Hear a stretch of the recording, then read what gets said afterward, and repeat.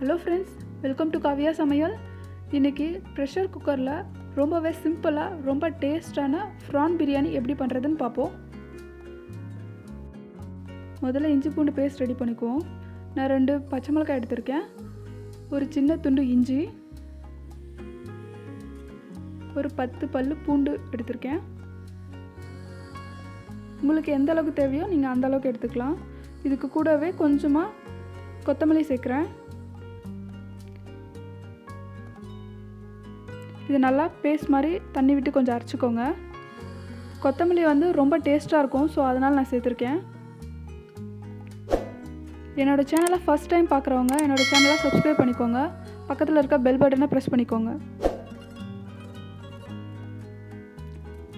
இப்போ அரைச்ச பேஸ்ட்டை எடுத்துக்கலாம்.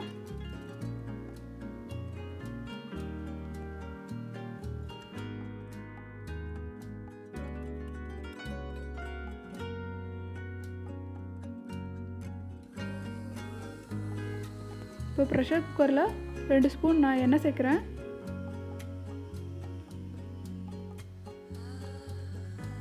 இப்போ இது கூடவே 2 ஸ்பூன் அளவுக்கு நான் நெய் எடுத்துக்கிறேன்.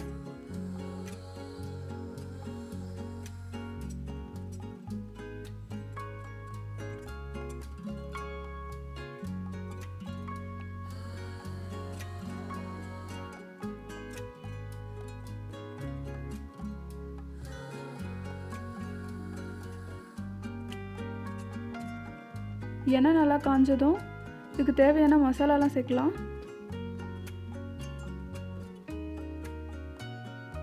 பிரியாணி இலை, நட்சத்திர சோம்பு, பட்டை, 2 ஏலக்காய், ஒரு 4 கிராம்பு, ஒரு சின்ன பீஸ் ஜாதி பத்திரி எடுத்திருக்கேன்.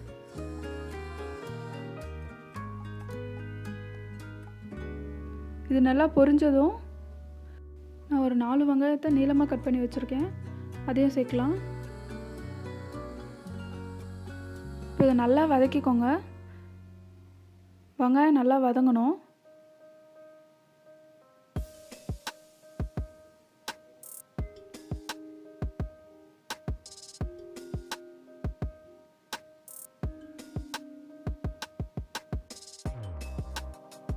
நல்லா வெங்காயத்தை வதக்கிக்கோங்க, அப்போ தான் பிரியாணி நல்லா டேஸ்ட்டாக இருக்கும்.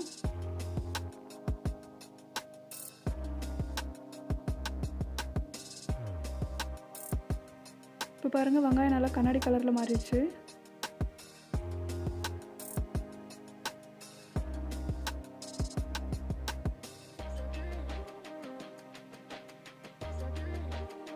இந்த மாதிரி நல்லா வெங்காயம் ப்ரௌன் கலராக மாறணும்.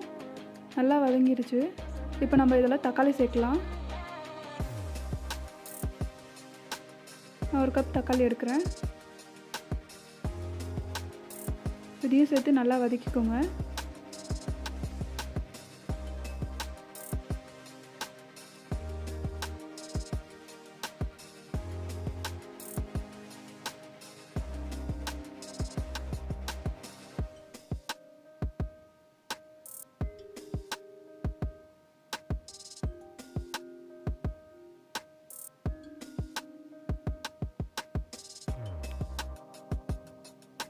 இது இந்த மாதிரி நல்லா வதங்கணும்.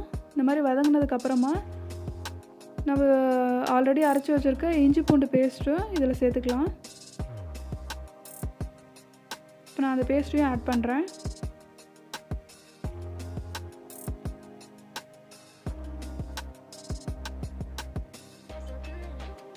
இது சேர்த்து நல்லா வதக்கிக்கோங்க.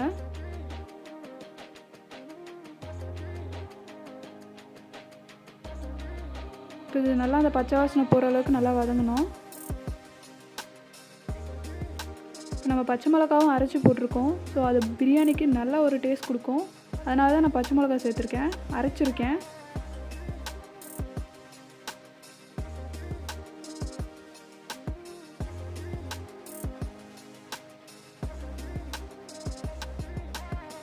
பாருங்கள், இந்த மசாலா நல்லா சேர்ந்து வந்திருக்கு.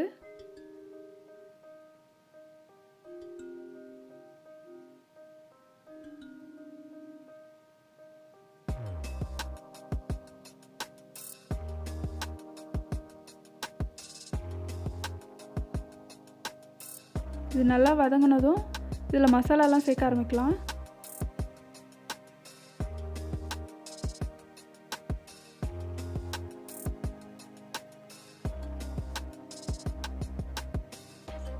இது நல்லா வதங்கினதும் இதில் நான் 1 ஸ்பூன் அளவுக்கு கரம் மசாலா சேர்க்குறேன்.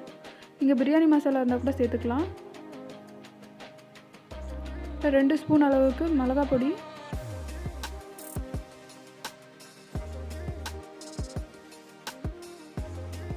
தேவையான அளவுக்கு உப்பு,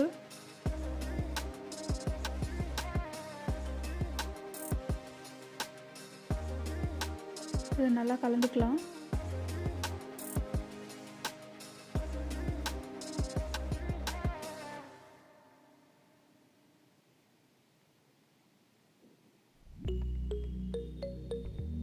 இப்போ இதில் ப்ரான் சேர்த்துக்கலாம்.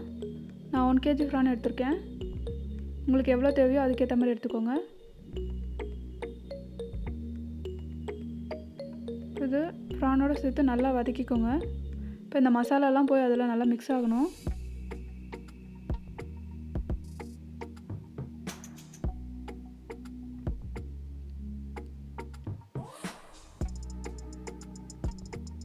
நல்லா வதக்கிக்கோங்க. இந்த மசாலா கூட சேர்ந்து ப்ரான் நல்லா வெந்துடும்.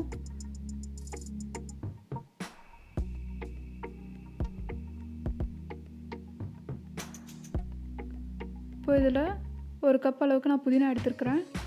புதினாவோட சேர்த்து நல்லா வதக்கிக்கோங்க.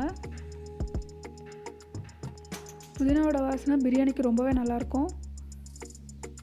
ஸோ அதையும் சேர்த்து நல்லா மிக்ஸ் பண்ணிக்கோங்க.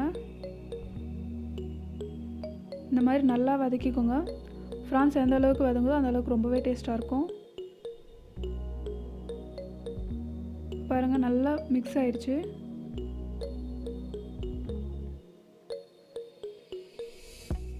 நல்லா இறால் தொக்கு மாதிரி ஆயிடுச்சு பாருங்கள். இந்த மாதிரி நல்லா தொக்கு மாதிரி வதங்கணும்.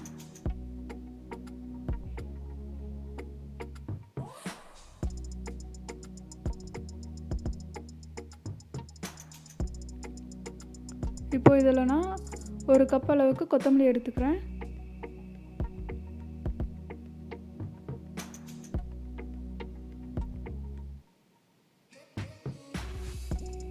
இப்போ இந்த கொத்தமல்லியும் சேர்த்து நல்லா வதக்கிக்கோங்க.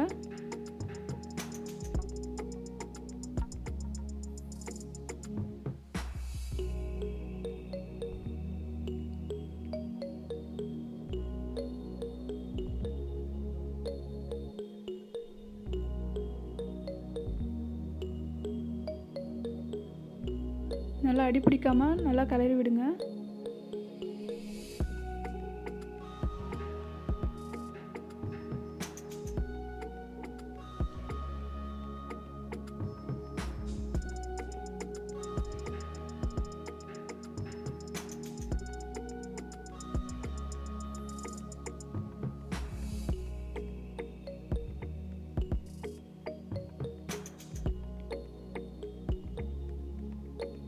இது நல்லா வதங்கிருச்சு. இப்போ பாருங்கள், எண்ணெய்லாம் பிரிஞ்சு மேலே வருது. இந்த மாதிரி நல்லா வதங்கணும். வதங்கினதுக்கப்புறமா தான் நம்ம இதில் ரைஸ் சேர்க்க முடியும். ஓகே, இப்போ பர்ஃபெக்டான ஒரு இறால் தொக்கு ரெடி.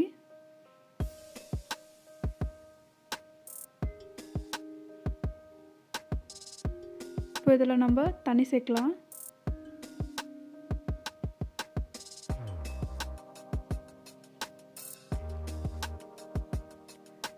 நான் வந்து ஒரு 750 கிராம்ஸ் அளவுக்கு ரைஸ் எடுத்திருக்கேன் 1 kg ப்ரானுக்கு.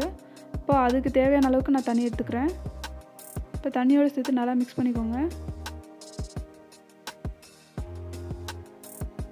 இப்போ இந்த ஸ்டேஜில் உப்பு சரியாக இருக்கா அப்படின்னு சொல்லிட்டு ஒரு முறை செக் பண்ணிக்கோங்க.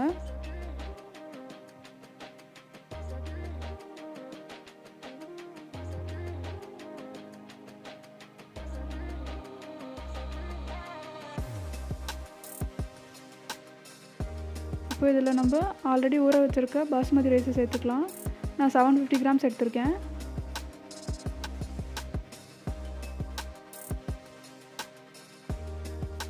ஒரு 1/2 hour அளவுக்கு ஊற வச்சுக்கோங்க. அப்போ தான் பிரியாணி ரொம்ப நல்லாயிருக்கும்.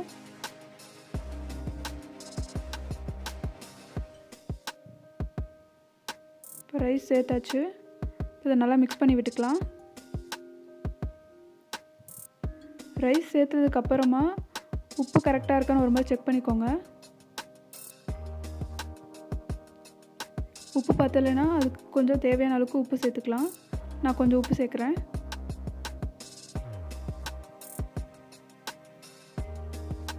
இப்போ இதை நல்லா மிக்ஸ் பண்ணி விட்டுக்கோங்க. ரொம்ப கரண்டியை போட்டு கிண்டாதீங்க, அரிசி உடஞ்சிரும்.